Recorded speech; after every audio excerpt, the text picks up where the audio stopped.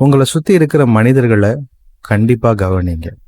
யார்கிட்ட எதை சொல்லணும் எதை சொல்லக்கூடாதுன்னு ஒரு பவுண்டரியை உருவாக்கிக்க வேண்டியது நம்மளுடைய முக்கியமான கடமை இந்த இலக்கை நோக்கிய பயணத்தில். அதுக்காக அவங்கள நம்ம தள்ளி வைக்கணும்னோ உதாசீனப்படுத்தணுன்ற அவசியம் இல்லை.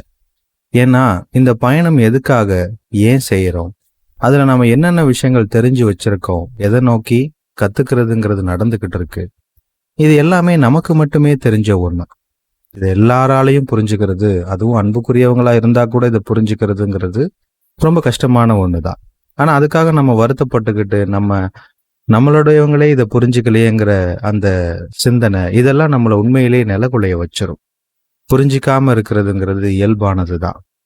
நாம் அந்த இலக்கை உருவாக்கி முடிக்கும் போது, அந்த வெற்றியை நாம் ருசிக்கும் போது, அதனால நம்ம சுற்றி இருக்கிறவங்க அந்த நிம்மதியும் சந்தோஷத்தையும் அடையும் போது அவங்க அதை ஏன்னு புரிஞ்சுப்பாங்க. இந்த ஷார்ட்ஸோடைய முழு வீடியோவை பார்க்கணும்னா ஹேண்டலுக்கு கீழே இருக்கிற பட்டனை கிளிக் பண்ணி பாருங்க.